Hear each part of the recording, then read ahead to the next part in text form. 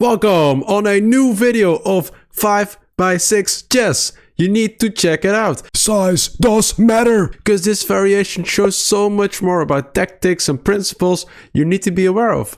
Here I open with the a3 move.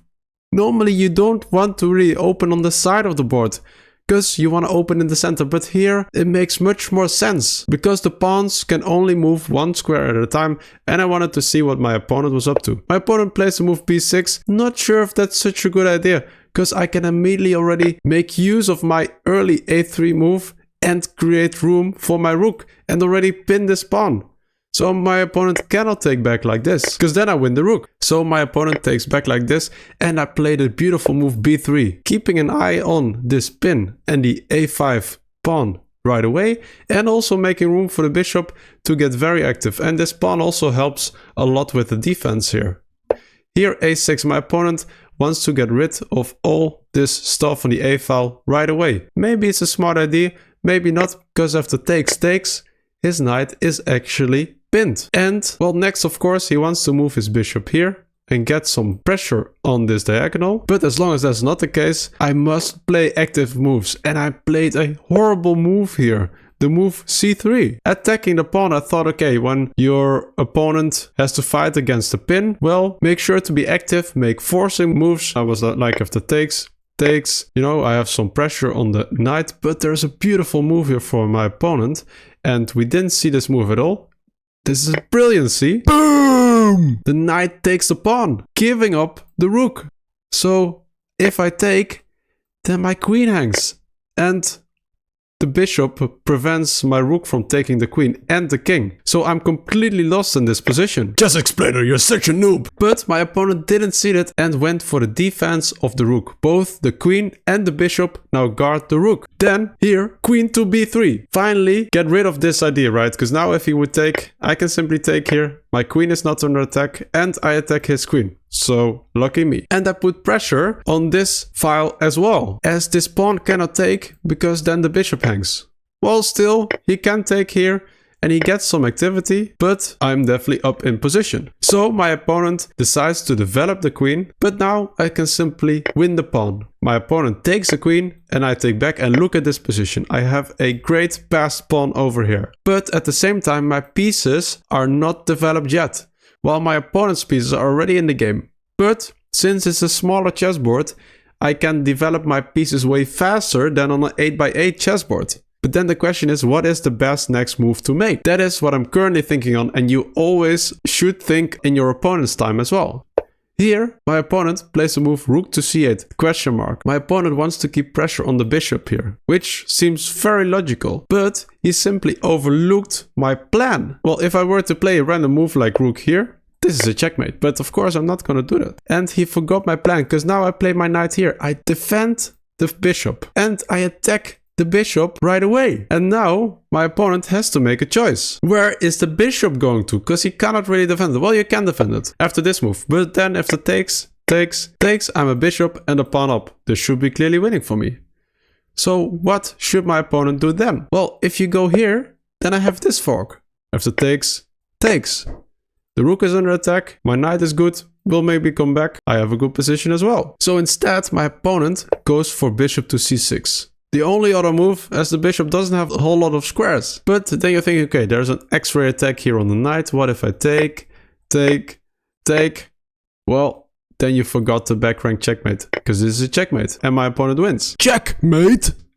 So that's not an option for me. So here I play the move b7, attacking the rook. So the rook needs to move. And there are a few squares. You can go here, but then takes.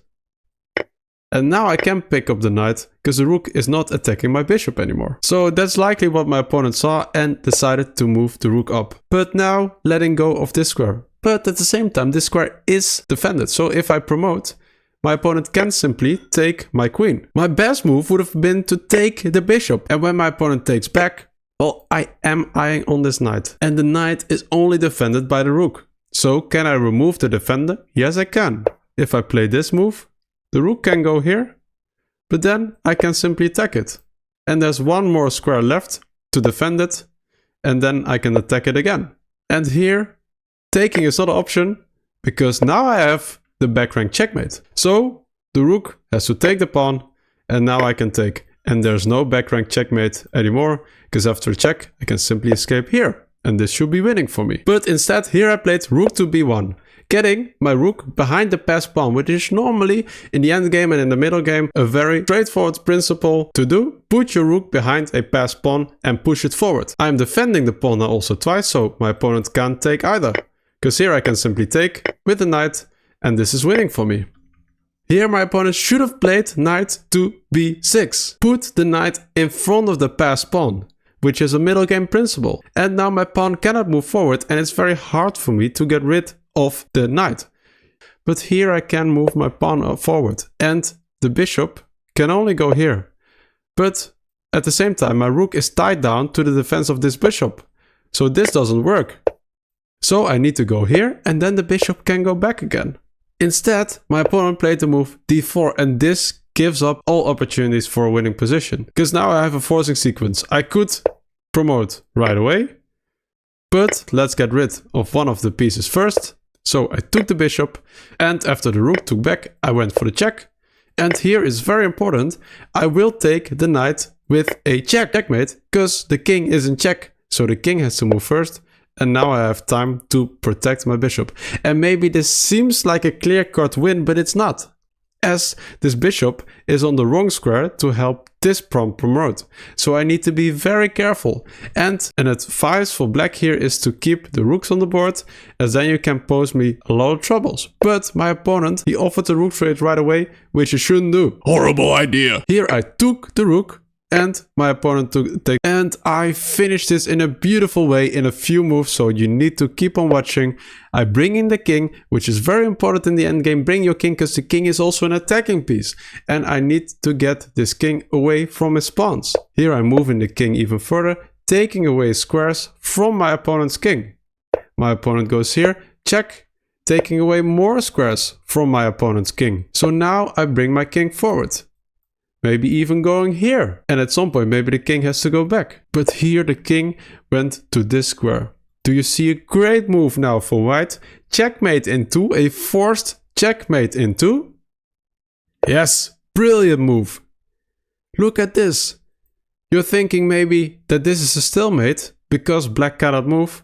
Well, he can move. But this pawn cannot go forward, the king cannot go forward, and the king cannot go back. But he has to give this pawn away, and that's the only option. And after this move, I make an amazing move, and this is a beautiful checkmate. That's damn sexy! If you want to play 5x6 chess as well, check it out. Don't forget to like, subscribe, and see you soon. Bye bye.